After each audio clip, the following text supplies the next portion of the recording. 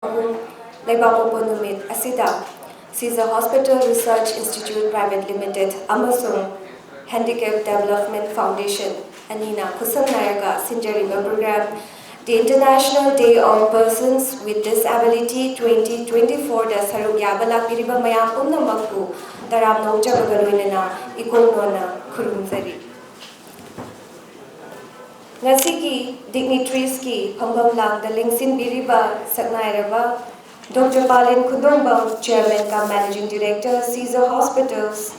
Dr. Sapam Jaswanta Singh, Chairman, HD Foundation, Dr. Sajikumar KH, Consultant, Pediatrician, Shija Hospitals, Dr. Misa H, Consultant, Psychiatrist, Shija Hospitals.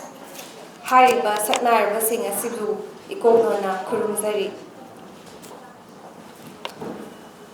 Ekoigi dignitaries lengshin biriba dignitaries sing asibu ikai khumnaba uchaba oina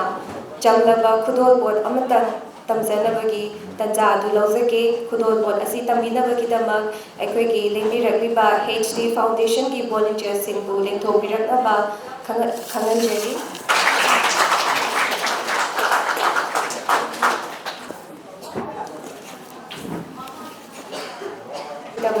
HD Foundation की volunteers से वो including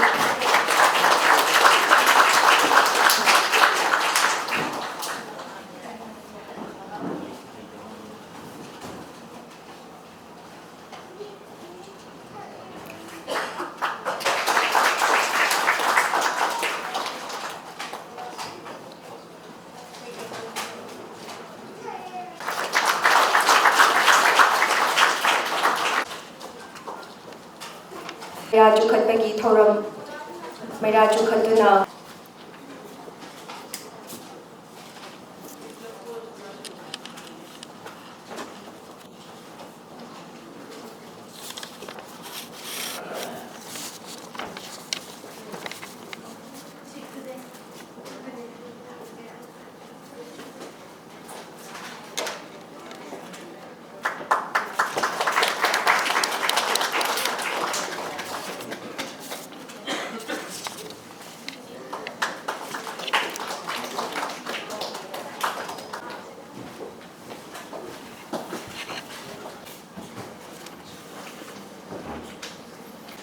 Shija Hospital की Chairman cum Managing Director aduga akoi ki Sir Ramjit usu haninga leitana akoi na Handicap Development Foundation ki taraf tagi thagatpa phongdokchari nolongpo phongdokchabaga nai kai khumnaba uchari akoi na program asi akoi sahi khudingi akoi na pangthoktuna laibasigi maramdi akoi na disability sing asina ngasi mak thengnariba awaba mayam sing asida kharadang oitarabasu makhoi thengnariba awaba mayam sing ase mayam sing sina khangminaraga akoi punna amata oina khusamnana chaminaraga society asida abunba inclusive oiba society ama oiraknaba haina koina pangthok jabani aduna akoina handaki sahi gi oina akoina pangthok jariba theme asina amplifying the leadership of person with disability and inclusive and sustainable future habisini akoina sahi khudingi akoigi theme ase tongan ba theme da haidare difference tongan ba theme sing sida akoina pangthok chaduna lai aduna akoigi pangthok program asibu akoi mapung phana bagi damakta yawi na bagi damakta lapi di pa akoigi Shija Hospital ki students sing aduga akoigi angang sing HD Foundation ki HD Foundation ki daycare ki angang sing children with disability person with disability matam kuina loina duna laklaba angang sing sibu na ahan magta su na kai kumna bagaloina na tolupo uchari aduga ngasi sahi khudingi na pangthok chariba program asibu atopa haidi mafam kayada sandopiduna awang bathakta disability sing thengnariba awaba mayam sida saruk yabiduna matam supagi oina disability sing idamakta mapum phana haidi khusamnaraga satminariba akhoi media electronic ki cheninaw singbusu ahan mamakda akhoi handicap development foundation ki taraptagi ikai khumnabaga loinana nolukba uchari akhoina ngasi pangthokchariba akhoigi ngasi the International Day of Person with Disability haibasi akhoina akhoi asida akhoina meritorious award amasu akhoi thamjari akhoi disability angang sing sisu makhoi gi talents mayam ama lei makhoi su akhoi gumna normal person sing asiga sammanana akhoi makhoi su saruk yaba pangthokpa ngami haibagi damakta su makhoi busu akhoi nei kai khumnabaga loinana makhoi gi damakta su award presentation amasu akhoi na thami aduna akhoi gi award asibu sponsor to biraba akhoi gi advocate Laisang Tem Rosemary Memorial Trust ALRMT haibasi akhoi gi matam sangna akhoi na handicap development foundation ki advisor oina lebiramba akhoi gi Rosemary Laisang Tem Rosemary haibasi akhoi gi handicap development foundation ki di akhoi advisor oina lejarambani advocate amma oina mahana manung matam sagana akhoi gi haidi mapugi khuyada mahagsu haidi chachakhiba loina mahaki ningsing thoram oina akoina 3 December asisu akoi mahak akoi ALRM siga kusamna duna akoi pangthok chaduna 3 December asi akoi pangthok chaduna lakoni aduna akoi gi asigumba akoina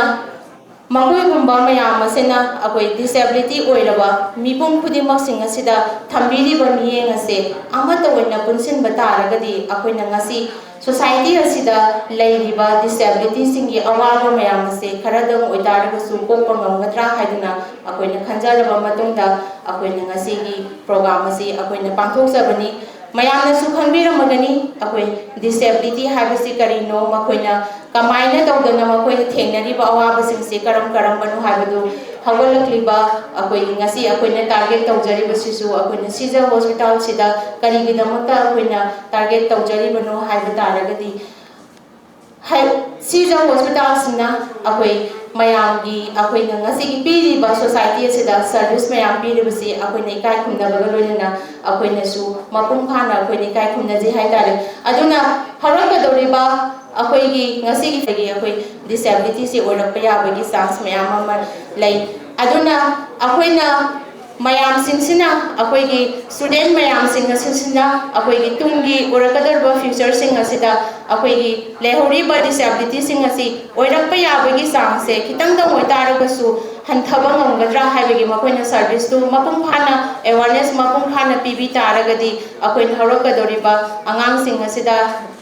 haidi disability ki population se khara dang oitaragasu decrease tawrakadra haibagi thajabdo akoina thamjai haitare akoina hauji disability ki population se world ki oina 1.3 billion neba asida disability population se yam khre haitare haji akoi ki population sidagi 1.3 billion sidi akoi disability population sida disability mayam singsina thengnari ba awaba mayam se yamaga loinana akoi physically mentally emotionally akoi aduga social mayam ama barrier mayam ama su laikre ko akoi paper di akoi na RPWD act ki matungina 2016 gi matungina di akoi na paper di yam phajana iraga thamba haidare disability singji makoi gi right pe ke dabani makoi gi equal opportunity le hengadabani kaidana yamna mayek sengna iraga di thamba adubu paper ona work toropa matamdadi akoina kaya uba phangdaba haitare ko aduna akoina asigumba paper da wakhtang iraga thamiba pose akoina implement tarona bohanarakma matamdadi akoi mayamgi khusamnaba akoi mayam amata oina kholawama punminaba haibase yamna darkar oyeba khusamna chatminaba akoi inclusive oina akoina punbagi akoigi attitude akoigi se change sama tawthoropa akoigi behavior se change tawthoropa ama darkar oyeba ngasi masu akoina matek amatangai pamjarange akoi disability sing asina akoi auditorium hall sing sida karako matamda akoigi sir hoigi kenose staircase akoi CP angang sing andagi locomotor ki andagi blind person sing sina karako matamda khitang hak akoi khudong chadaba kaya mayongnaba haitare ko karigumba akoina ramgumba mafamsida akoi auditorium sida ramgumba happy taragadi natragana makoigi railing gumba akoigi lift ko facility gumba lei taragadi makoise disability singse irai lai na akoina mafamsi yoropa ngamdoine ko aduna asigumba mafam kaya ama leikra haitare akoina disability singsina yoba ngamdaba mafamse akoi office ta haitarasu government office singsida disability singsina yoba ngamdaba mafam kaya ama makoi satningba leitarasu mafam duda makoigi facility do makoina accessible oidaba oitaragadi makoigi mafam duda akoina satpa ngamado akoina yoba ngamdrineba aduna asigumba leiramiba akoigi infrastructure leiramiba mayam singse khradang oitaragasu senje sama laktaragadi akoigi disability singase inclusive oiba ngamgadoribneba school do oitaragasu school singsida akoina parents sing mayam singama akoi school singsida admission tawba pami government gi school singsida di hojik manipur gi oina di government gi school singse ayamana haidi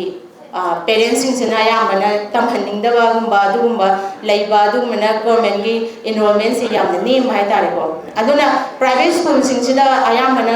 enrollment se haidi disability ko itaragasu normal person ko itaragasu eta tamningba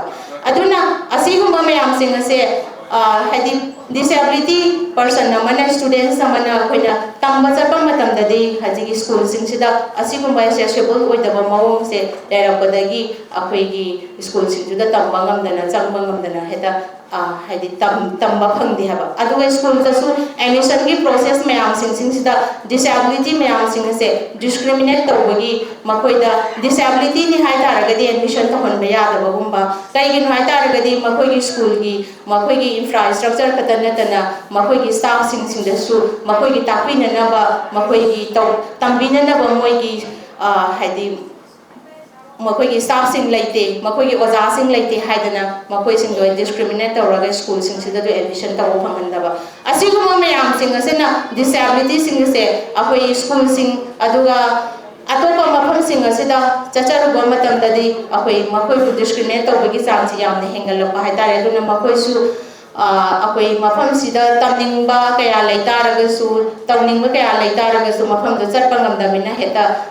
tawba ngamdre aduga government dagi oitaragasu mayam ama leigre makoida akoi employment se akoi government gi 4% di disability quota ani ga 5% di disability quota 2000 RPWD A ki matungina 2016 gi matungina koina 4% disability quota ani lauthokre adugo makoida di heta pi da bumba ko asiguma mayam sing asina akoina makoi sing asina tawningba kaya lautaragasu tawbangam da asiguma mayam se leirapase akoi yamna akoina hojikti akoi punna amato oina khaminaba ama darkar ore makoi su society asida makoi gi su right lei makoi su akoi gumna chapmanai haiba miyeng se loina mak thamhaningba aduna akoi handaki akoi gi disability gi theme asisu adugumba theme amani akoi makoi gumbagi makoi su right amani makoi su inclusive leadership oibagi makoi da su right lei hen haibu ko aduduna akoina makoi da akoi punna amatani haibangi miyeng se yeng bangam dri makhaidi akoi gi behavior attitudinal behavior se kuna sense tawthotri makhaidi akoina disability sing se adum makhata na namthaduna adum leiduine ba aduna hauji akoina pamjari singsu akoi leiriba akoi gi staff sing aduga akoi gi mayam sing asena amato oibagi miyeng do yengbiraga leiramiba infrastructure mayam sing asichu loina makhara oitaragasu changes khara dang tawbiraga akoi gi haidi social welfare department dasu akoina application mayam ama ikre leiriba department government ki department sing asichu khara da oitaragasu change tawbiro haidana aduguma mayam ama leiri sing se akoi punna tawminaraga asigumba disability sing ase amata oibagi miyeng da yengminasi na haibagi akoi gi kholawa loina na akoina tawjabani aduga ngasi gi akoi gi dignitaries oina gi phangpham langda lengsen biriba akoi gi ming oina panjarabada akoi gi ahan mamaktada akoi gi Shija hospital gi akoi gi Dr. Palin KIS Chairman cum Managing Director bu akoi amuka hanna Handicap Development Foundation ki taraf tagi ikai khumna bagal loinana nolupa utchari aduga ngasigi maruina akoi Handicap Development Foundation ki chairman oibiriba akoi ki masamasu akoi ki visual impaired ama oiraga akoi Manipur ki oina ihan hana akoi ki PhD Hangjagrava Akwegi Sir Akwegi Handicap Development Foundation Gidi Akwegi Kuzin Akwegi Ipa Ama Ojariba Akwegi di Mayam Gidi Akwegi Lamjin Lamtaki Oibiriba Akwegi Dr. Shapam Jaswanta Singh Akwegi Sir Busu Ikai Kumnabgalwinuna Akwegi Nolupa Ojari Aduga Ngasigi Maruina Akwegi Hadi Akwegi Lakadoriba akwai society asida changes khara dang otaragasu awareness mayam ama pibiduna mayam ginamata mateng mayam ama pambirakani haina khanjariba akwai Dr. Sachi Kumar Singh consultant pediatrician busu ahan mamatada akoina ikai khumna bagaloinana nolupa uchari aduga Dr. Misa Ice consultant psychiatrist busu ikai khumna bagaloinana nolupa uchari Akwegi ngasigi society asida contribution mayam ama tawiduna laibiriba akwegi madam sing amadi sir sing asina ngasigi society asida asigumba changes sing lagliba change mayam sing sida mayamgi akwegi disability oiriba akwegi angang sing haitare ni ko akwegi CP angang sing aduga ID angang sing lairiba angang sing sibu akoina matik chana akoina makoina thengnariba awaba mayam sing ase khambiraga makoigi damaktasu awang thakta madam amadi sir singna honnabirakani habagi thajabaga loinana akoi Handicap Development Foundation na ngasigi program asibu akoigi simbiriba mayam ahanba maktaga tada ikai khumnabaga loinana lolupo uchabaga loinana ngasigi welcome address asi matang asitlo sinja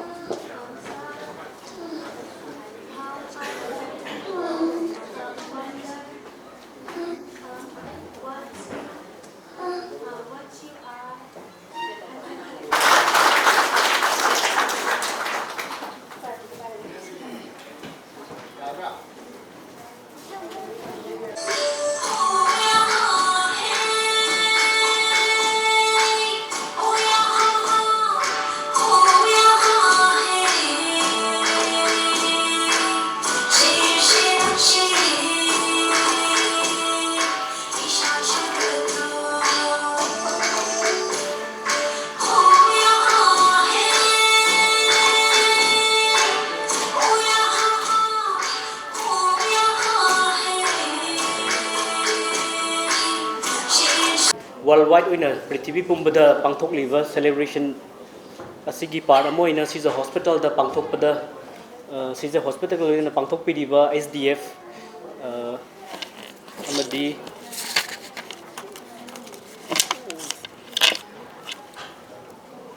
Handicap Development Foundation ki dignitaries mayam SDF ki chairman Shija hospital ki managing director Sir Palin amadi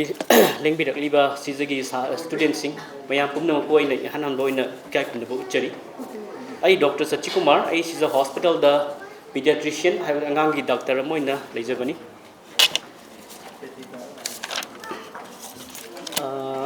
International Day of the Persons with Disability hai na pangthokliba si 1992 dagi United Nations na disabled persons haibadi nongmagi routine activities mayam maikoina nongmada pangthokliba thabak routine activity mayam se pangthokpada ngamjadaba individuals mayam singsina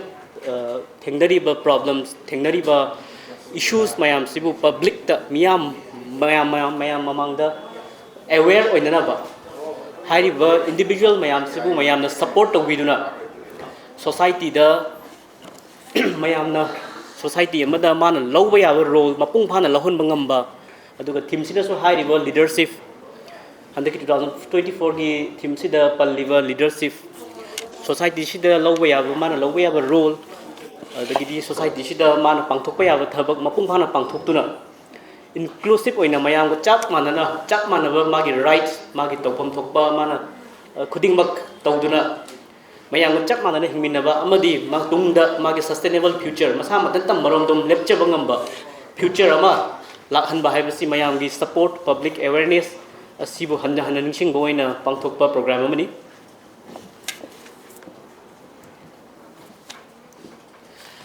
pediatrician amoina habadi angangi doctor amoina aidi angangi childhood disability da hena focus toraga oina ngangjaringi pediatric childhood disability aigi mon matung ina disability have word si yamna broad hoy physical disability yengba matamda mapan thongda uba physical structure da karigumba defect khara laibasi khakta natana masada angang dugi pokpo matamdagi yawraklaba brain gi issues mental health issues then atana systemic illness makhan mayam heart ki ana babu oire lungs ki ana babu oire ana ba mayam sina maram oiraga nongmagi daily routine activity ama mapung phana pangthokpa ngamaktraba mipung khuding maksi disabled person habadi this person with disability gi category makhada phanggadabani haina haijaningi aigi mon matungina pediatric specialty dadi angang de hena focus to subject amo oibnina aikoina focus to jari ba pot sidi nganna detect to ba angang ama poe angang ama chaure angang ama chaurak pa matamda angang dugi behaviors angang dugi development hadi angang duna chakhalak pagi matungina angang duna skill mayam ama earn torak toini angang dugi growth lak toini angang duna ano ba loksing ano ba sanabagi mawong ano ba keri cognition skills haitare intellectual skills mayam develop tarok toini aduna sigumba development skills mayam se develop tarok pa matamda karigumba angang kharadadi magi chahi du ga chana da ba mawong da hanthana develop tawba se chahi ani gi angang ma hire example da chahi ani gi angang amana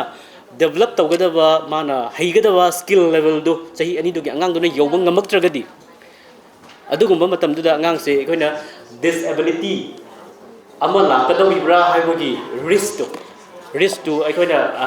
risk ama lairena identify tawi aduna aikoina pediatric specialty da focus tawjari basidi early detection karigumba risk ama laire ngang ama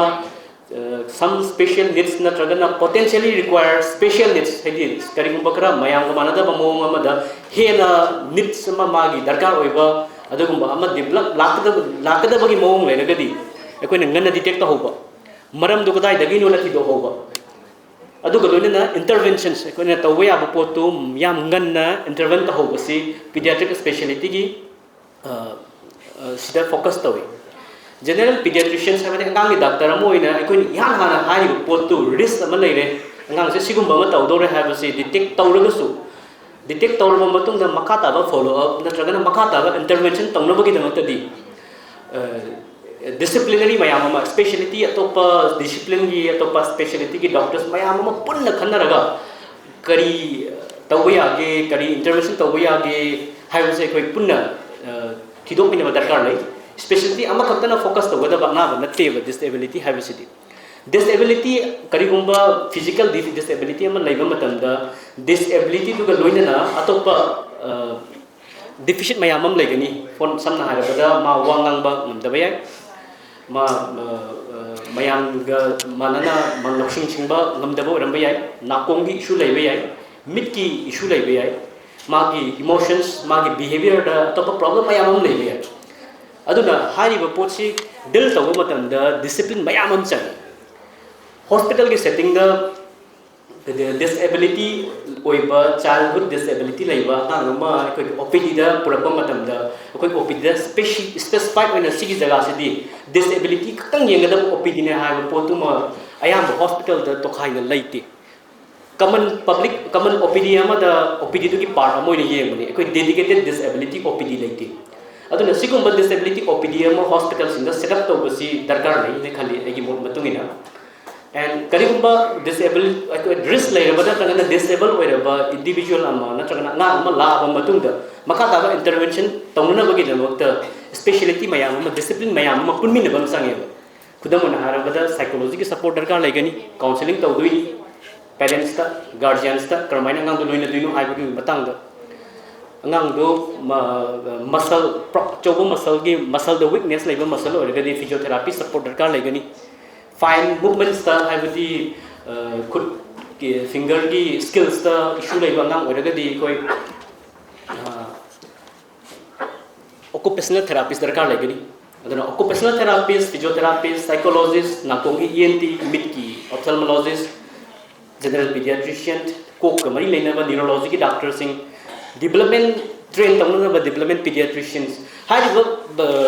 facilities mayam ama hariba discipline mayam si papung pana surakanda ngang sai kani mapung pana dil to ngam dawri adana hospital da hariba discipline mayam si ki awat pa leiba infrastructure da wat pa facility da wat pa doctor ki masing wat pa sigum basina disability leiba childhood disability ki ngang amma ko handle to matam da choba barrier am oi agi mod matung ina sumain haijani aduga disability oiba matam da kwaidagi choba issue ko leisi nomagi daily routine da pangthok pangam da inability dunia nomagi daily routine ma thanta masana tawjaba ngam da mi amagi natragana extra guardian gi support ama darkar leibu aduna kanagumba angang ama support of the bit lengna sum leiragadi phamung da dom hiptana leiragadi mapanda puthoktragadi magi muscle do kone use tawdragadi kone hen khangra bawani muscle do matal pixel laktoini muscle atrophy taroktoini joint to su lenglengna leiragadi joint to contracture taroktoini aduna masagi oiba na ba ama leijai hairagasu medical illness ama leiragasu angang duna routine activities pung phana pangthokpa ngamdragadi magi routine activity pangthokpa ngamdabaduna magi muscle do use tawdabaduna maram oiraga hen achaw achaw complications mayam am tholakpa ya aduna disability handle tawbasi akoina magi major oiba illness ama masagi leisure bududagi tokhaina atopa dilemma amada tongan ba specialty amana purana manage tawba ma darkar lai disability haibasi kang manage tawba aduna maram oiraga akoina rehabilitation medicine haiba subject branch se thoklei pediatric rehabilitation physical rehabilitation medicine haiba subject se thoklei maram di asai anaba ama magi systemic illness ama asthma narambai diabetes narambai coke anaba narambai yang chingo narambai jins ge anaba narambai anything anaba mu leraga su anaba du handle toriba doctor du nataba disability to handle tongna ba atop streamline oiba atop discipline ma purana darkar lai haijari ba angang singi matang da haijo haraga di angang sing da disability la pagi matang si pokpa de dum haure haiba ya pokpa matam da angang si home delivery hai tare yum de pokhiba institutional delivery oidaba hospital setting de pokhidaba aduna maram oraga pokpa matam da complication thokiba dagi brain da oxygen wat khiba dagi natragana poba matung da neonatal ICU da admit tawgiba de systemic illness mayam lagiba dagi brain gi functions da brain gi development da hamper tawgiba mayam sina magi future kona lakto angang dagi chahi sing da development da asoi yam thokali birth trauma so pokpa matam da sokiba saru tekpa yai kok ta hemorrhage to ki yai kok ta e to ki yai sigum tambagam da unpredictable situations mayam am thoi institutional delivery oraga de sigum si yaringi prevent to ngami home delivery natraga non institutional delivery sing da sigum complications yam kamali thokali angang da ayam bana development childhood disability ki ayam maram sidi development ke problem sing oigani hauki bacha hi manga tara sida development problem tholok pasi autistic spectrum disorder kind mayam hainari ba behavioral ge anomalies ADHD sigum basi 100 to 200 times increase tawe na ko study mayam da hainai atopa sinataba atopa learning problems laiba angang laidi adagi di hearing impairment laiba angang sing laidi mind mid ki oiba nuai taba angang sing laidi adagi di seizures epilepsy sarai hobi na balai angang sing laidi mokoi sidi yam ka haina incidents hangalap natraga su hoki bacha hi manga tara sida kwaidagi hangalap liba development problems sidi autistic spectrum disorder haribasi aduna ngang amba se toina development monitoring to basi am darkar lai medical college ke setup ta natraga na achauba hospital facility laiba center sing apik pasing di kaya aini thangde adu achauba hospital setup sing di well baby clinic setup ama ko hospital sing da hangdoi hapta amada amuktang natraga na sorry loma natraga na anirakum phami angang he pokpodagi horaga ticket lawda bida daily angang si monitoring taw well baby clinic angang sigi immunizations habadi tika thaba mari le ba pot angang sigi growth monitoring taw angang si chaphala ko matam da mas niyam chumna magi appropriate oina chahi ga sanana angang si growth taw ribra angang ki development angang si loksing chingbagi sang si muscle gi singapagi chang loksing development cognition creative skills mayam ma wangang bagi language ki mawong siguma mayam si monitoring tongana ba well baby clinic na tragana development clinic ko ba clinic amam ko di hospital gi setting da hangi medical college setting da asiguma setting si da ko da screening tawi ngang sing se tori bra development problem la ka da bagi mawong la ga di ko ngang sing si da ngang sing gi guardian sing si da ko anticipatory guidance haina guidance habadi risk explain taw hai ta ni angang si sumbam tawre adudi noi an la ka dori ba tha ahum tha taru natraga chahi ama sida sigi posting si angang si monitoring taw ba ya ro se chahi ani ge angang ma haire ge chahi ani ge angang si chen doi ni ku chen chen la sana doi ni chahi ani ge angang si wangang ba haira daw ni adu ikhang khang hodana angang si wangang am de ge wangang ta bu gum ba chahi ani ge angang mai si kolom pai ra ga lai ma cha ma sai ge pa haira toi ni scribble taw doi ni kolom ma pai ra ga chi da khro khro khot sana doi ni adu potu kolom da phajana pai ba haidra ga ni natragana hairami haira ko amuk hairak tragadi siguma posting si development problem ama lak tawre haibagi signal sing ne ba aduna ikona parents sing da guidance hoina e sumai tawre aduni thamanga druksi noi anga si fadana monitor to biu post gari magi skills si develop taw taw da mali natragana noi yum da sigi post si da kitang focus tawraga khatam biu problem oriented oiba task ngang si da tambi ba haibadi kolompai hitragadi kolompai mudu haina baina support taw hanjin taan ba tak pa haire harakana anga lai pa mutam bi ba se chahi mari anga ma matanta free otok pa haidui matanta kungrau lotok pa haidui ni adu haita taragadi ekoina anga se support tawraga tambi ba hoba natla matanta tonga thambagi mahutta aduga monitoring taw bi ba tare matanta free thalo pa se anga si matanta mamai taw hairak tuini se angang si mamai ta se angang si haitre kinom tawre hara de koina angang si da tap am pirani mak pirani sapol pirani mai ko sana han kamai taro sana ge yeng haitre ga di ko step by step ta ni for example sing du mamai da matanta langsin ba haibra haiti hara de mongona tambi do ni langsilu natanta nti gi tam do ni mamai da langsin ni mamai da sing du langsin ba splash to do haira ga di hojik sapon mo mamai ta ba ho ya sapon mo mamai ta ba ko ma da sapon du hore mit thop to ni adi sapon mai ta ju ni mit hanu isulu ha se muktam bi do ni mana step by step problem oriented task sumba activities macha play magi age ga chana ba chahi ani ge ngang hai ga da activities manga ge ngang or ga manga ge ngang hai ga da activities sumba activity macha mayam je koina angang parents in explain tawe masi koina anticipatory hai di koina sumba ba thola ani hai bagi parents the people guidance ne ba se problems already to yadre guidance pide ba matung yadre har the next step to the koina sa hai je ki interdisciplinary approach koi doctor yam changani doctor ama khatani yaroi ba the situation to the counseling to ga yaroi parents ta angang ra chogo ra na chogo psychologist ki help naurani rehabilitation PMR doctors ki meeting lo bi ai orthopedic surgeons ki saru gi mari le na morna orthopedic surgeon lo bi ai muscle related problems abadi muscle paralysis muscle weak or ga ko neurologist ki help lawani na idu kai ni totally yaroi prox muscle acho group of muscles effect to ga ko physiotherapy ngan hokta bani physiotherapy ho hokdra ga di muscle du hena sondha gani joint to contract awrani already contracture ogi ta ga di amuk hen complicate osin gi daw report to adumaina disciplinary approach mai amam tanaraga akoi asigumba clinic ama hospital gi setup ta koi hang ba gar le sigumba na ba sing sigumba problem le ba ngam sing se koi na manage tawge hena koi na dengdar ga di high approach taw ma tam da infrastructure changi facility changi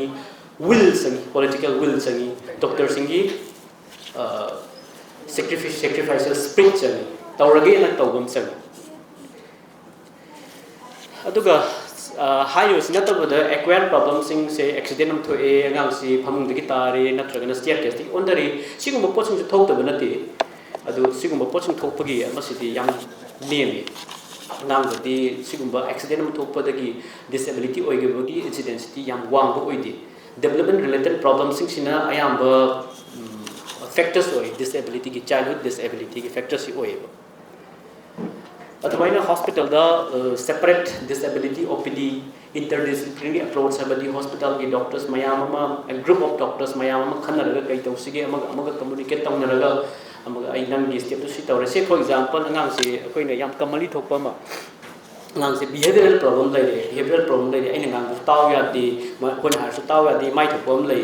adu wasu su ngang de adu mayam sine speech therapy ki manak chat lai speech therapy ki manak chala kan da speech therapy piraga ngang respond taw di wangam bi ya di adun adugumba angang da kai occupational therapist han pi do ni ba angang se han discipline tamigam changi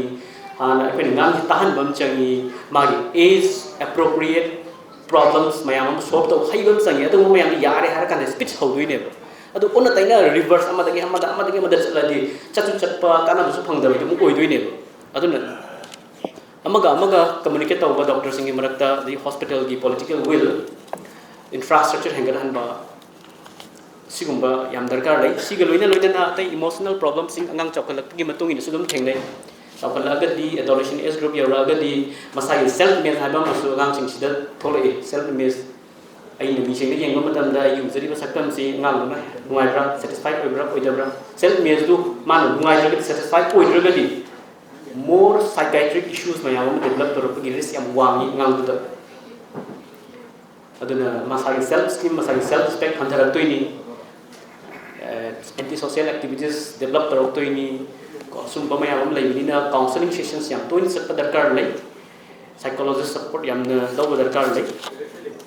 to finally sing ba mayam sin lai na leisure activity sing angang sing leisure activity hal tawris maina picnic puraga angang sing magi recreational activities purpose mayam to hanba sisu matam ke matung na darkar lai le khali and finally aroi bada ina panjaning badi high coaching sigi support sigi matakta physical activities yam important oi physical activity physical exercise yam important oi exercise tawdragadi muscle kan khala aroi exercise tawdragadi magi aerobic capacity nang dugi stamina kan khaloi aduna koi ki national guidelines ki matung ina at least no mother 60 minute pumbadi disability level ngang sing se maga sanazaba exercise physical exercise stretching procedures mayama physiotherapy stanaraga occupational therapist tanaraga nomada 60 minutes kumbudi taw have national guidelines sidiki hena ai hojiko ina di thoidona haining ba lejade aduna disability lairaba natragana disability laigani chingnaba special care darkar lairaba ngang singsi hospital da maga sanaba specialty doctors tugi manakta consult tawba matam chana physical exercise physical activity stretching procedures mayam tauri physiotherapy ki electrical stimulation tawi physiotherapy ki side tagi mayam matam chana tahunba darkar leina khali along with magi occupational therapist magi no magi se chakcha ba haiduini chakcha ba haibam changi mathanta spoon lawalaga spoon dagi chak tu makhala ta handa bi cha tambi doini tambi jagani thoro delay taw kani bu choi choi dena sigum mayam sing ngamna na ba occupational therapist ki help to changi along with ai sa pediatrician ni medicine gi darkar laiba hidak lang tak se contracture tawre masal kan khal e haraga di khoi sai ta gi mu hidak tha doini hidak tharaga di mu hidak sing gi side effect monitor taw da yaro adu sigmo mayam si parenting natraga general public na khang ba yam darkar lai hai ba issue si ekon dil punna tawmina si na hai ba oraga di se gi di ai matang sida messenger ge mayam patients kan pathaga se the weight of stigma on the mental health of persons with disability. Stigma have a topic sigi issues aina lokha chagi bagi maramdi stigma sina people with disabilities ki mental health have pugning wakhal da affect yam chaw na pi adusu ayam matamda akoina sigi issues akoina overlook to ba or ignore to ba dawi and presentation sida akoina stigma sina kamaina people with disability ki pugning wakhal da affect tawi amasung adugi effect to kamaina address or mitigate tawni haibasi kitang nainazage ahana pakta disability have term si mamangda matamamada yamna controversial or term or me habdi sigi term itself in people with disability da akona khara stigmatized tawina hana loner me physically impaired visually impaired or specially abled differently abled haina terms mayam ma seasoner me khara politically correct oiba have terms nena ado ultimately disability have a wahi sida dum hanjaraki aduga ai hana panjani ba mani apun disability na haiba matam sida ngasi ai presentation sida disability haiba wai si palaktardi akoina mapan thong do uber disability khutta khongda any locomotor disability se sidagi ahen si natana atai atai disabilities haibadi cognitive developmental or intellectual disability pokpadagi natraga accident ama tho ubadagi budhi laushin da kitang akaiba malapa or sensory disabilities such as deafness, blindness, adu myam su loinama cover tawani. First and foremost, stigma haba pot se karino na understand do bama important way. Stigma se akoina khangdi khangba aduga akoina mingonda unintentionally or intentionally stigmatized tawba phanyam yaure akoina phanyam na well meaning intentions later so akoina ngang thora pa akoina akoigi behavior akoina moida loina bagi mong akoina patient mi ama bu stigmatized tawba phanyam na di yarmani the stigma as such khangdi khangaga define tawba di kharadi waba poti oi ado stigma si akoina karino na haiba matam khara line na haiba haitadi akoigi society sida normal oiba pot or mayam na khara pamna ba certain characteristics khara di adum lei adugi pamna ba pot or normal nei na koina society na define tawriba pot sidagi kitang thaidok thaijin tawraba or mayam ni pam di na khalaba adugi particular individual or adugi group of people dubu akoina stigmatized to stigma can refer to negative attitudes stereotypes discrimination si myam na ngasagi akoina mayam ga khara manade na hairiba lawriba mi do adu mi na traga group da akoina direct tawani stigma se mainly there are three types of stigma to see matang da so akoina kitang naina da badi yade first is public stigma hairagadi any negative attitudes or beliefs held by society at large mayam punna the whole society na khanba poto oigaduni for example any misconception any stereotypes social exclusion sigumba mayam se koina public stigma the low chingani amana systemic stigma or structural stigma sigi sina policies or any laws or any society ki structures in a same barriers se oigaduni for example ngasai da su panbi ki ba sigi auditorium se yauna ba ka khalak da building da sigi floor se yauna ba ka khalak da kitang nungai gide ga na ga haiba or thabak the employment practices the khara discriminate tawrakpa adugumba mayam se systemic stigma se da yaurakadoni ahum subasina self stigma or internalized stigma si sina apaidagi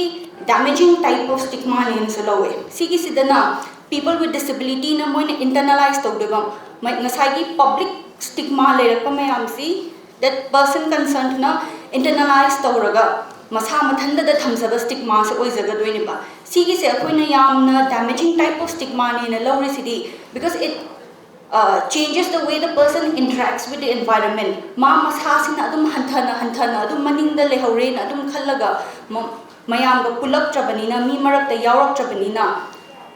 adum maningda adum hantharaga ultimately lehoba and discrimination high sina behavioral component of stigma ne akoina mi ama da stigmatized tawraga akoina moida utliba akoigi behavior se sigi sina discrimination haina logdine samna hairabada deva karma daga he yawhandaba gumba oiba or promotion gumba kabada madi ngamoi madi hairoi madi wani na hairaga promotion ge pidaba ana ahanbada akoina khanna dorisi stigma gi nakat mental health mi amagi pukning wakhalda kari impact lege habasi khar khanna se ahanbada increased risk of depression se mayam na dum taramani pukning wakhal sonthaba pukning wakhal pikshalakpa siba koina depression haina kawe constantly mi amase stigmatize sum tawraga leiraba moi masana tawjaba oibe yai society na piba stigma oibe yai adu tari moi se yamna worthless oire moi gi hingbagi value amta yaudre mi ama oine hingbada moi se kana dre haba wakhan se toina lap yai adu maina wakhan se laabana mi myam gi marakta pula aroi masa mathanda isolated oirani adagi di pura hopeless oirani tungi asha kem to puroi sigi three factors in a depression gi yamna common oiba yam important hai tare adu major risk factor oina lowi adu mayam sum constantly akoina people with disabilities se discriminate or reject tawraga leri moi masa mathandana society dagi withdraw tawgani society ga interact tawra aroi tawraktrabanina lonely feel tawrani ayam matamna mathanda leirani mi ga pulla aroi si tawrakpadagi mari chain reaction thoga ultimately depression oina anaba oina olekpa yai 2022 da CDC na release tawgiba report amagi matungina any person with disabilities in Mangi, 25 to 44% of them were diagnosed with depression, out of which 8% of them had severe depression. The percentage stay on chow na kenari basidi, moigi type of disability do na moigi mental illness to adu the affect our pagini. Second na anxiety. People with disabilities are constantly more seldom pakalala ni na kari high ni ka judge to bini natraga yamna moida akoina piti to biba or mayam dagi tungana adum treat tawrapa constantly sumaina adum face to later the anxiety gi changes so adum anxiety gi risk adum hingalakani aduga sumaina people with disabilities moise often social situation gumbada yamna anxious oi thabak maphamda or even with their own family members adum anxious oi rapani then third kana reduced self esteem and self worth mogi ngasai societal attitudes myam do internalize sum tawrakpadagi di disability se mogi character gi flow amani na dum low bhani si lawrakpadagi di mogi self esteem confidence yamna handharani adagi masagi confidence su handhajarani self worth loi handharani na they feel unworthy of love adagi mi marakta su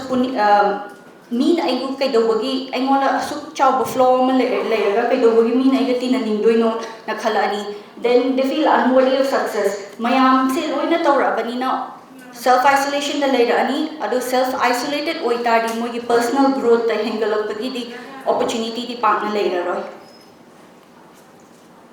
fourth na social isolation see na social isolation to tadi masa mathanda adum isolate of zadadi prevents individual from participating in social activities adu tawrabani na moigi any new relationship work relationship or bi personal relationship or bi adu form to bosung maroi aduga maintain to bosung maroi aduga aina social isolation ki matang da hanna panjari bagi maramdi this is a major risk factor near tungda mental health disorders for example anxiety or depression develop tawrabagi fifth is feelings of shame often we say mogi condition do da hadi akogi society da di able bodiness makong makuna phasna chatpa ngamba then mogi intelligence so adum normal average level da leiba mayam si myam se akoina normal ne na dum lawraga leire normal ne na lawraga leire bani na sidagi kitang thaidora pa matam sida masa mathanda adum ikai jare mi ga ai se manadrabani na khalaga maning na mathang da tam na chatlaga si lying to pase si yam ikai gal cognitive sixth na cognitive dissonance hai ta di akoina khalli basiga ama khalli ba masung khangni basisu ama aduga min akoida tawthorak pa si sina khetna rak pase si sina cognitive dissonance hai we people with disabilities say amoy the certain impairments ti leina whole society na moida you have to be grateful na adum hanjan na haiga leire do ando hanjan na haiga for example khong chat pangam da mi so at least na limit ti ubangam mi adumaina adum haiga leira banina cognitive dissonance khara adum noina develop tawre si develop tawra banina moigi any mental health struggles leir ta so moina adu do suppress tawre aduga it prevents them from seeking help and ultimately frustration and emotional distress yamna develop tawre and stigma sigi impact ki matang da tana mental health ta adu mental health seeking behavior habidi akoina aingona pukning wakhal di nungai ta ba khara di leide adu leidi base aina kamaina yen thokani kana da tana raga khangdokani sigi lying se leigadra hin hain bagi matang se sidasu stigma sina barrier oina adum act tawraga lei barrier on act or bigi maram si khara naina si ahan bada fear of being seen as weak or deficient yam solabani yam handharabani na mayam na su ure masana su dum khanjare so they avoid talking about their struggles adu moina kari gumba moi se ai mateng khara darkar lei ai hanchikan se tumba ya da bu oigera pukning makhal yam picture le potham khangdare kaina hairu tari mayamna mu yam incapable oi noidi yamna fragile oi bani haibagi stereotype se si amuk reinforce to hidra haibagi pakhat pakhara sule. Then inaccessibility of services, mental health services ki certain services mental people with disability does yamna accessible oi daba si barrier amasu chawna lay aduna hanan already physically inaccessible oi bidugi mathakta si amule shalapa matam se it adds an additional layer of stigma. Third, the unwillingness to reveal disability. Nasai Panjagi Badumana, they have fear of judgment or misunderstanding. Aduna family member dasu kya hidokre, and when they go to a healthcare professional, especially mental health professional, amada haiba matam dasu moigi disability se lolakpa matam da misdiagnosis to bogi chances yam wange diagnosis la labanina treatment hi and further management the lan ki chances yam wange. Then limited resources and support system, shortage of appropriate mental health resources. See this number yam chawa barrier malay. For example, therapists trained in working with disabled population. See example when highless akoigi mental health ki so akoina anaba gi certain, for example panic attack kumba deal to matamda relaxation exercise to matamda we assume that me sif magi locomotor disability amta laite na assume tawraga relaxation therapy se pide ana locomotor disability laiba mi amana laga akoina panic attack ki matangda relaxation therapy hoge na haiba matamda akoi gi side da su kitang hesitancy laiba adumai to ba adum yawi adi yamna inclusive of the groups ki dasu inclusive of the groups isu khara watle. For example, Alcoholics Anonymous kind of group lairaga alcohol dependence ki syndrome degi moi toglakpa matamda akoina mi se manana punjanna ba holakda any physical or cognitive impairment lairpa matamda moi ki tongan ba group ama semakpa matam sida khara wai aduna akoi ki side degi su resources ka support system ki dasu khara wat ki. Then media, hujiki, television, film, especially social media, is the role yam chawe. Even news phangba, any information phangba, how are we supposed to deal with another human being? So I am matam da koi say digital world la iba matam oi banina. Sigi matang da so kitang nei na se. I am matam da film, TV gumba sida India. People with disabilities say moi portray to base yam negative oi ba. Mawong da prepare to way some ying many certain films like Koi Mil Gaya Golmaal galay bada visually mute or the person gato matam the caricature ki type da portray to bagi tendency malay. So either moi say superhuman narrative hamapi bra natraga moi ki disability do adu da tam focus tawraga movie ama semba wari ama semba ki tendency ama sile anu si tawra abanina mayam da amu ngasai stigma se reinforce the way that people with disability either akoina moi se pura piti to biga da bane moi di kemta nomjaroi da bane natraga yamna inspirational oi ba person ama oi ga da bane na ultimately me amana pami se di equal loina ubadune yamna haigat laga su yeng da ba yamna handhana su yeng da ba equal loina yenga kanda di pura inclusive oi ba society ama di form to gumangani. Then lack of representation si su panjagre any person with disabilities say media either they are absent or underrepresented. The next last positive media portrayals see khara increased it or hanaga yengnabada but not up to the level we expect. Adu moi visibility increased or aduga the people with disabilities say empowering ways the portrait of say important way. So problem me problem kharagi manang matang da koi nei na kredino problem khara lairadi magi solution khara puthorak padi hona gadabani. So stigma se kamaina address tawani magi solutions and strategies ki maram da su kitang nei na si ahano the education and awareness, especially for example ngasi gi event kumba se si su education or public campaign awareness program amada yam important noiba step amani. Sumaina public education awareness ke kaise piraba matungda dang akoina stereotypes mayam si challenge toba ngamani and yam inclusive yam accepting oiba society amasu form tobagi mathau tai mayam se tawraba matungda da akoina understanding and empathy se promote tawba ngamagani, and once empathy bu leigradi stigma di ultimately on its own tapna adum reduce tawrabani. Then advocacy and self advocacy, people with disabilities so moida akoina adum encourage tawba mathau tai to advocate for themselves and for systemic change to help shift public attitudes. Aduga people with disability da so moi gi any trials and tribulations, any achievements kumbagi matangda moi da speak out tawna ba moi gi experiences ki matangda mayam ga nainana ba khudong chaba bibi basu yam na darkar dai punamak se tawraba matungda akoina a culture of acceptance si promote tawrakani. Then inclusive media representation, nasaisu pansagre media da represent people with disabilities ki representation si masing su hingalakadamni masing nangnatana quality of portrayal do adu da su hingalakama darkar time. Then training for mental health professionals, mental health akoi see this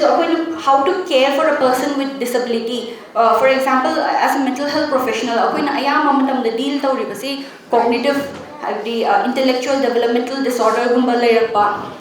cerebral palsy gumba layrakpa siguma matam ai deal tawbasi di tagle. But for example, if a person with locomotor disability comes, a kamaini interact tawgadoino sensory disability ama laiba mi ama changappa matamda kamaini interact tawgadabni habida akoi dasu kitang khara waba matang yaure aduna si mental health professionals ki training su yamna darkar tai. And then moida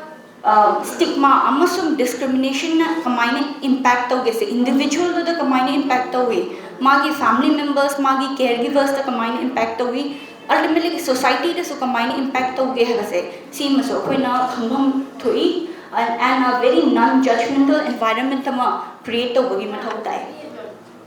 Then 5 the peer support and community building sisu important oi. Then promoting inclusive environments like public spaces kumba workplace educational institutions. For example, in Manipur ki the buses ka chain ma matamda locomotor disability laiba ki kakhat pa matamda problem thokpa gumba, or any school da chatpa gumba matamda government offices gumba chatpa matamda building no access to the problem laiba gumba, and any pochai laiba khapa matamda pochai gi da visually impaired oiba person amana kamaina pot se khanggadoino habise sigumba ki si jo kitang inclusive oiba wale si tapna adum change torpa amani darkar tai. So in conclusion akoi stigma sina kamaina mental health ta impact tawri kamaina address tawgani habisigi maramda mayam idea kitang di lairamani na di khanjai adu magi si important oi because me to self esteem access to care loina makta magi personality ultimately loina makta affect or badamni aduna akoina khangado is disability is just one aspect of a person's identity and it should not be their defining feature. Thank you.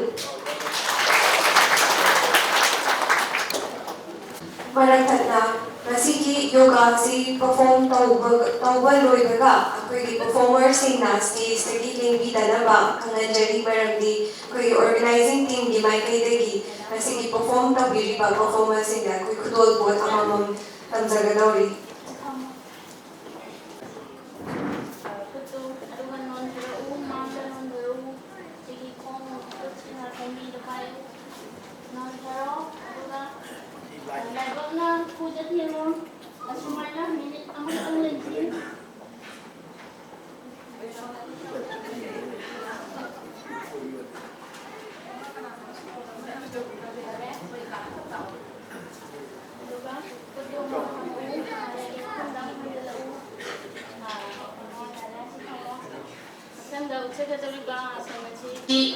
Koi kong si kong ani si tinggoga yet ki kong achina koi ni kong ni mapada thongani aduga hakangi hakang na oi ang dalay duna akoi yet ki kong achina yet ki kodachina yet ki kong da paigani aduga koi ki kodachina tung na thongani aduga hakangi body si yari makai koi kong dalay tokani ado amu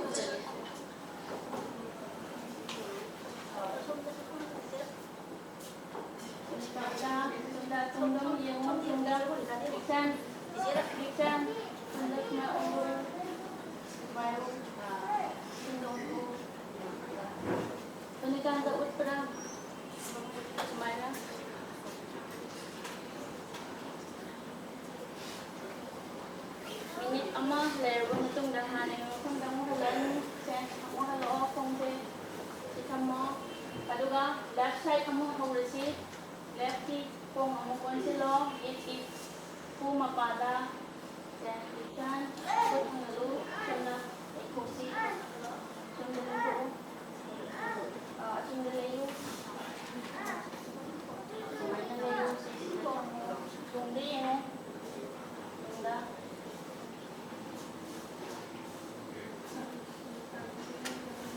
Tanda kung putih na kung get kung pyro or isu sa pyro ano ba kan itu kemana kung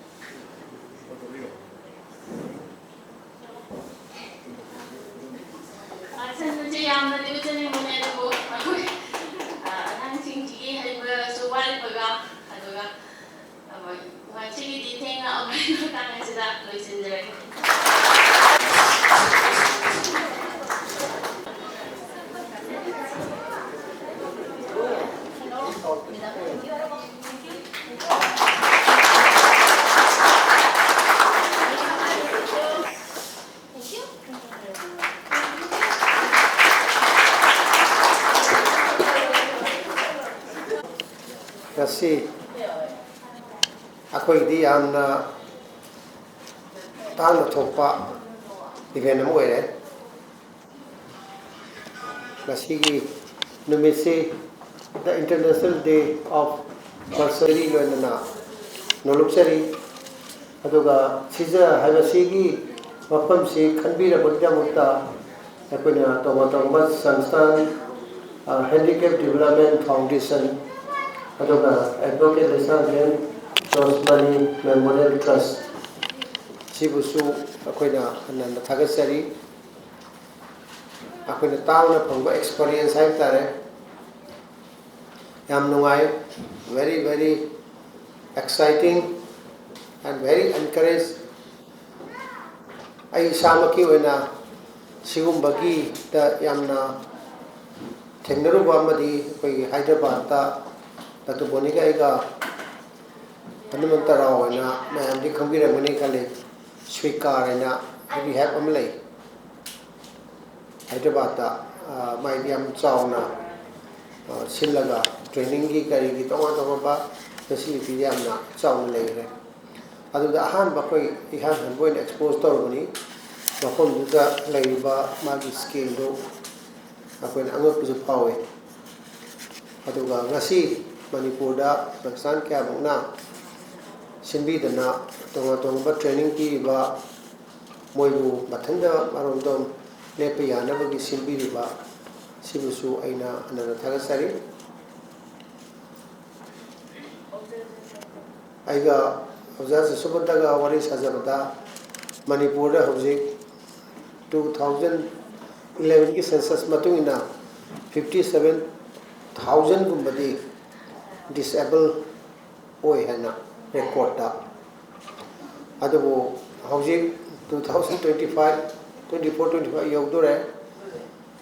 haugiba sahi taramari seisda masingsi yamna hengalamani ai kambada laamai matakta they are suffering silently imong manungi sai panti ba disable oi ba si mathanda nate akoi bada lei ba puna maksu loina sopa ngakani adu wai mathanda lepa ngamna ba mathanda hingma ngamna ba training to ba bi su yam chawba maru pandam mamni adu World Health Organization di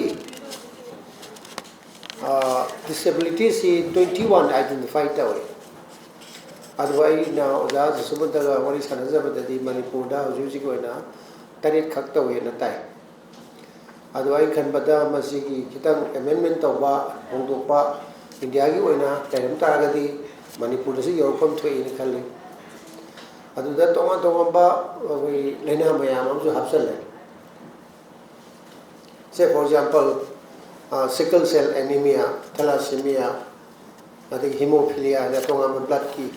i khau ya da ba anemia to ba pusi su blood ka pa ga hinga da ba adu su disabling oina Parkinson's adu to ba mayam am hapsal ai hojiki blindness adagi ta ba khopangam da ba khoto mayam sing mathakta aduna sigi sisu aina khanbada loina yohon ba jaga leine khali aduga marui ba handaki theme se amplifying the leadership of persons with disability for inclusive and sustainable future. Yamna marui ba kanoni slogan ni sigi andaki sahi gi da thoi World Health Organization thoi si aduna koi tonga tonga ba mayam koi gi Dr. Sasina ngang ba adu misana ngang ba discrimination to ba ko mayam ma sigi ji to hum thokte adu gi ni awareness marui na ngasi worldwide na pangthuk na si moi si isolate to ba moi feel to hum do moi so they have the right to health, they have got the right to live. Adu ito hum thokpa pot puna mokto koi human beings in to hum thoi. Adu akoi explore to se akoi na su ngamba koi su NGO malai kari to kuya ge koi help to kuya ba adu ga sagi leina gi kari gi mayam tu da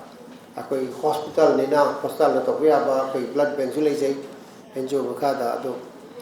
akoi to kuya ba kai lege se koi explore to si khanasi neina si adu ga koi pangwe mate Shija hospital ki site ki Shija foundation ki site ki koi angam ba mate koi pangnam su tab jage masi akoina koi responsibility ne koi khanja ba ni tonga na tei gi natte ana ta hum thok do koi tanara ga koi bu involve to bi ba koi bu ko konselaga asigi function asi pangtok pi basi id yam lungai koi organization ki oina hanana thagazari loina ngasigi participants in yam phasana pangthoi adugi train su phasana training su phasana pi aduga we really enjoy it and we have koi thoroughly moigi keno du da koi encourage tawi hakpum ji haijara ga ngasigi lakpi ba punamak aduga simbi ba punamak su aina hanana khurumjari. Thank you very much. Madam Asidi, meritorious award presentation. High award asi children with disability na class 10 amasung 12 ki exam da kanna honajadna mark 1 na pass tawbada pinaba thamjaba award ni. Award asi bu sponsor toubirammu Advocate Laisangking Rosemary Memorial Trust. Award asida loinagana cash prize memento certificate. Ahanba award asibu lobinabagidamag Ningthauzam Budichandra Singh Ma Panguna award asibu Hambiri, Mahaki, Apurpagi Mingna, N. Jogindro Singh, Lepomna, Paying Jing Kuno, Mahapu Tapi Tambirapa School, Gimamina, Ideal Blind School, Infal, Mahaki Tayo, Disability Na, Blind. Ningthausan Budi Chandra Singh da Aikoina Pizariba Award da Loina Rivasi Memento cash prize of ₹2,000 and a certificate. Ki exam da kanna honazadna mark 1 da pass tawbirappaga loinana hariba award asibu hamiri mahakna phanriba award asida loina ribasi memento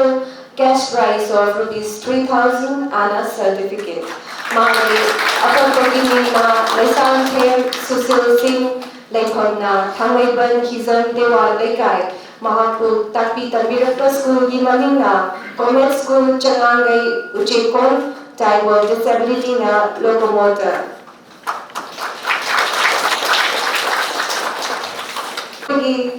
Dr. Sapa Kara Tazaki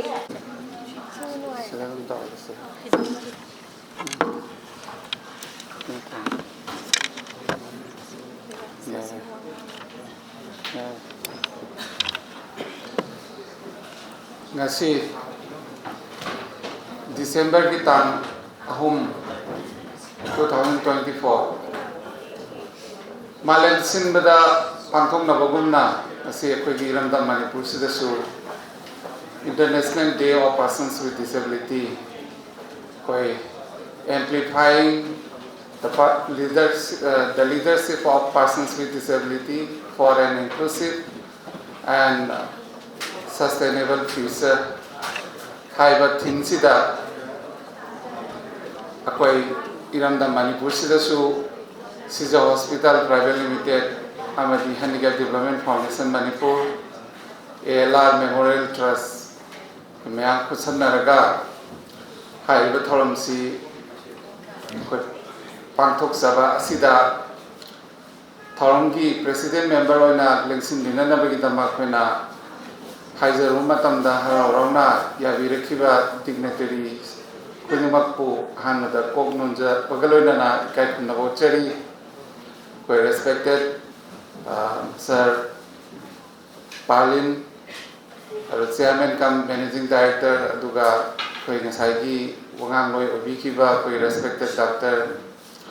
Sachi amadi Dr. Nisa haibina Dr. Nisa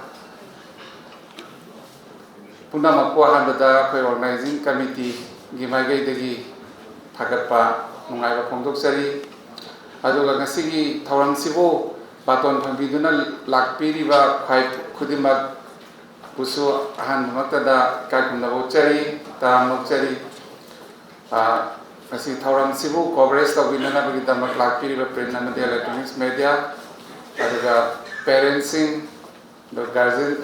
khugi nungsijarba member khudimak thawang sima phana bagi damak lengbira khudimak po noluksari tasengna mak ngasigi thawang si yamna mapung phaba adugumba thawang amadi akhoi oi haina ai puningda phaujai maramdi ngasai akhoi kai kunazari ba akhoi doctor anina yam phajana ngasigi numitsigi nung yoiba numitsida tasengna akhoina darkar lai ba haitare adugumba message mayam ama yamna maman yamba mayam ama koi miyam da ngasi lengbere ba mayam da koi thambiduna koi khangan pi giba si asi tasengna haibada yamna masak thawram sigi da maktadi yamna masak thokpa adugumba thawram mama ohen le haibada koi kasu thoidokna aranbo ining de ngasi ki thimsina koi tae habidi disability habisi malen goinasu aduga akoi giramdam Manipur yoinasu khonjel thokri akoi voiceless oiri kanamtana tadri haibasi thimsina akoi da indicate tawi akoi da khangali ꯑꯩꯈꯣꯏꯒꯤ disable ꯂꯤꯗꯔꯁꯤꯡ ꯗꯤꯁꯦꯕꯤꯂꯤꯇꯤꯒꯤ ꯊꯕꯛ ꯇꯧꯕꯤꯔꯤꯕ ꯂꯤꯗꯔꯁꯤꯡ ꯑꯗꯨꯒ disable ꯃꯁꯥ ꯑꯣꯏꯕ ꯑꯗꯨꯒ ꯂꯤꯗꯔꯁꯤꯡ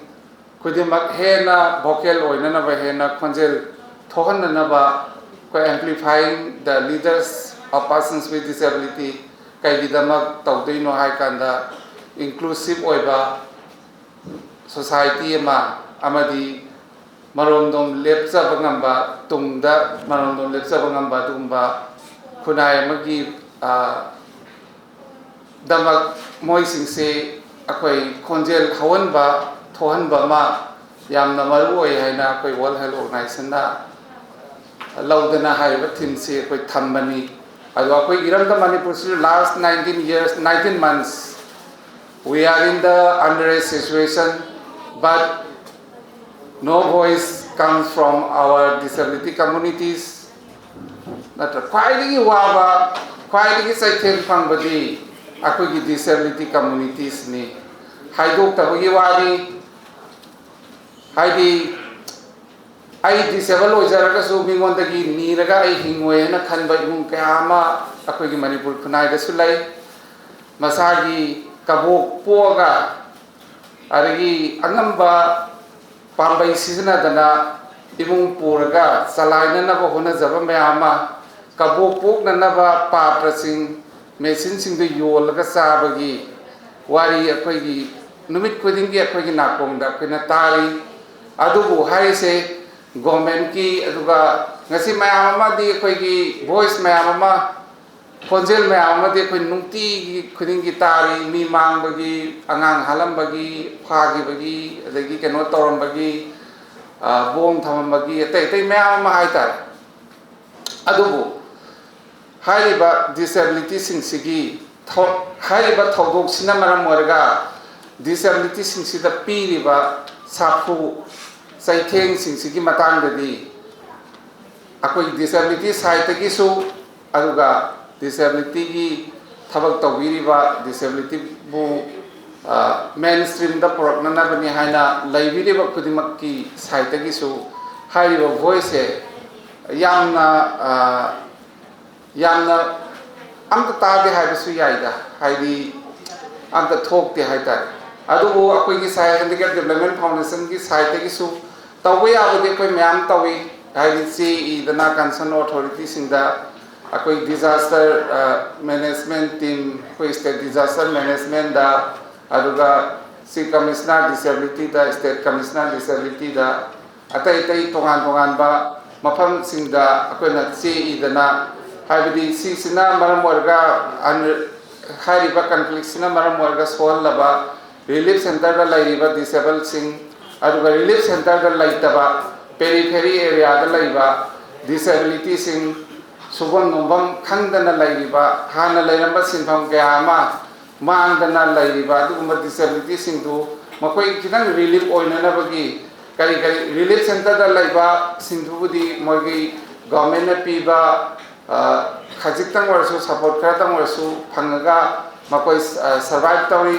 aduga hojiki periphery da laiba relief center da laitaba irang sina maram warga makoi gi hingnana bagi pambai sing dudi loina monbi kraba adugumba mioi kayama su lairi makoi gi damakta su koi kari gumba kharadang warsu haidi interestless akoi loan gumba senthang gumba adugumba khara piraga makoi atopa pambai ma sinna naba makoi hinna naba gi damak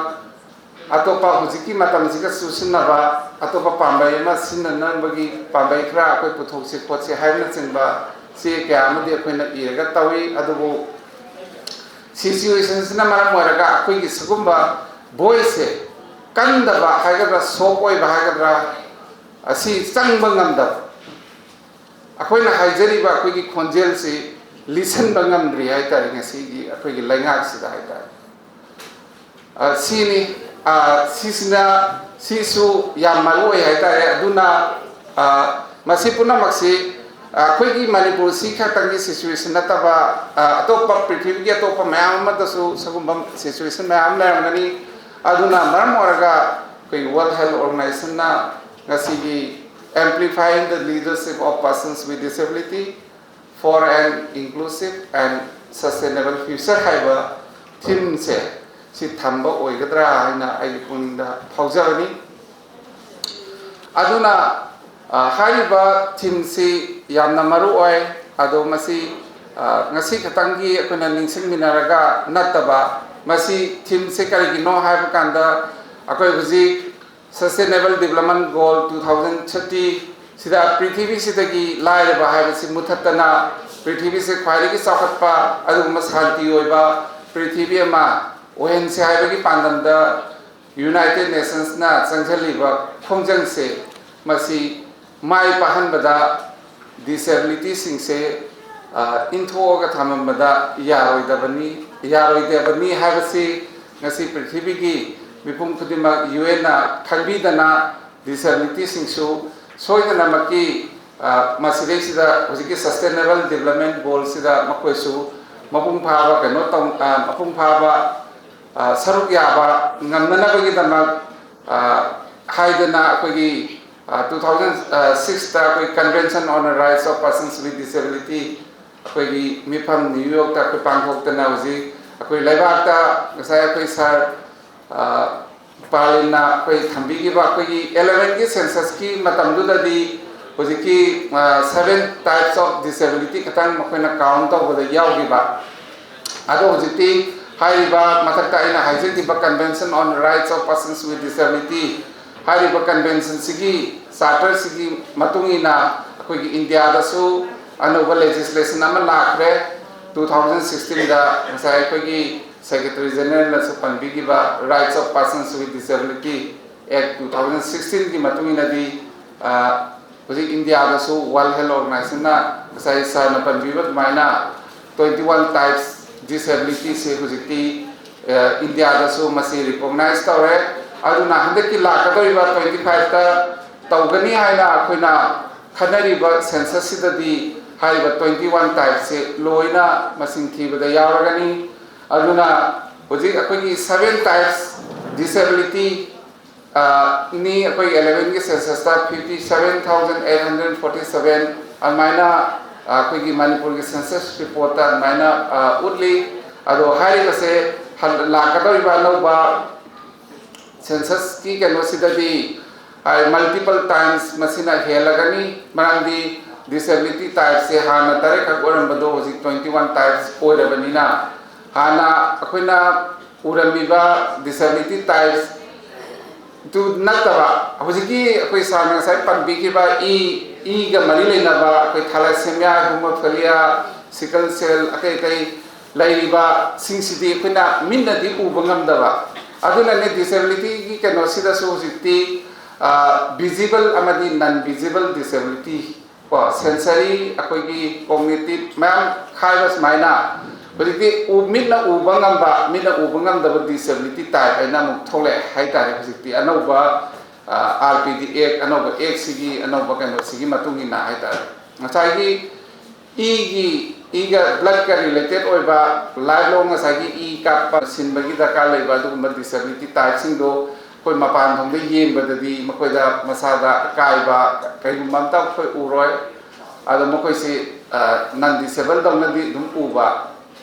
aduga mayamna tongnari ba routine gi work sidi tawbadi ngamdaba pangthokpa ngamdaba ngasai koi Dr. Sasina adagi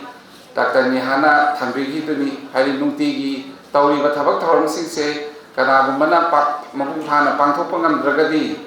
mado koi UN gi matungina ma si definition gi matungina disability gi kanoda singani na haise aro ngasai yam phajagi bada koi Dr. Nihana akoi thambi ki bada akoi ngasagi media gi haitare ngasagi disability sing se akoi negative oina akoi gi phan gi type ta akoi portrait tawrakpa sagum basi sang handana ba ko na ba ka ha si amaru oi habedi akoi mainstream da equal oina yenga da ni ngasagi hena wanghalan basu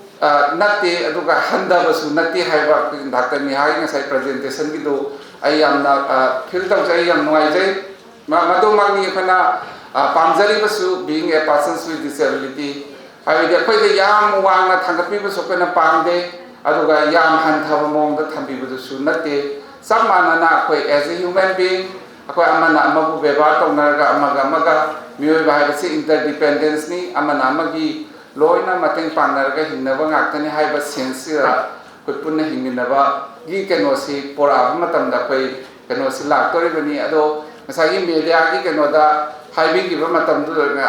doctor ꯅꯦꯍꯥꯒꯤ ꯀꯩꯅꯣꯗꯨꯗ